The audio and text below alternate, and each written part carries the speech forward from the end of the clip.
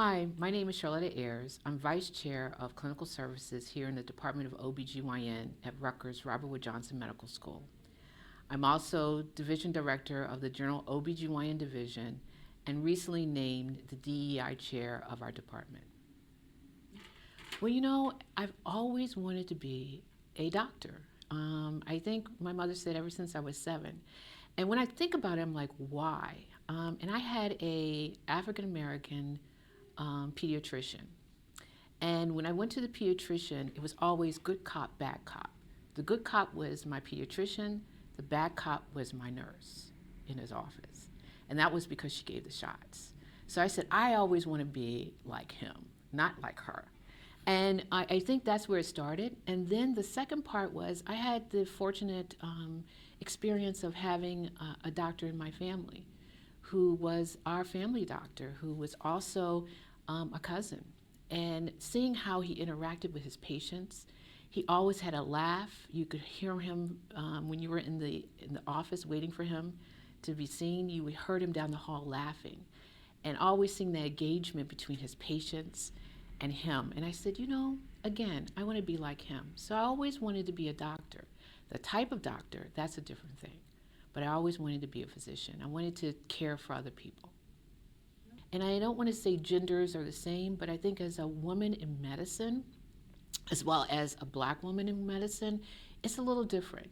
And I think I've had so many mentors who are women, who are as well as ally women, who've been very impactful. I think the first women in my life, my mother and my grandmothers, were very impactful in striving and encouraging me to have that excellence and to never see barriers. I'll never forget that first exam where I called home and started crying. I'm like, Mom, I can't do this. She said, do you have tissues? I said, yeah, Mom. She said, wipe your eyes. She said, get off this phone and you start studying. If I called my father, on the other hand, he would say, oh, honey, come on home. But those strong women in my life knew that I could do it and encouraged me. When I walk in a room, I walk in as Char. So sometimes if I'm in the Char mode, I don't see who else is there. And I think that's something that came from my upbringing. But sometimes you do know that you're only one in the room when specific questions are asked and they're only directed to you. Or when there's a problem of race or a student of color and they ask your opinion first before they ask the general group.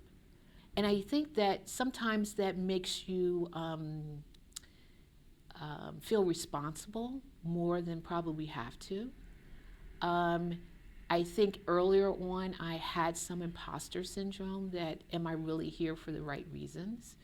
I think some of my colleagues have that more than others. I think because of that energy that I had from my family of actually knowing where we were slaves, actually knowing where my relatives were on the plantation, and knowing what the big house is, and knowing that at the big house, really, they were my relatives too. Going through that construct, I think I look at things a little different. So I think everyone sees it differently depending on your experiences, right? So I walk in a room as Char, knowing that sometimes I can't just be that. They see me sometimes as the black woman at the table. You can't speak for an entire race. And I think one of the things is for my junior colleagues and my students is not to take that on. Be yourself, but also engage and speak up when we see things that could be done a little bit better. This video raises questions, and I need for you to be extremely honest in the comments when answering them. And just so you know, I have 4 questions. Number 1, are you in the medical field? Number 2, do you have plans to be in the medical field?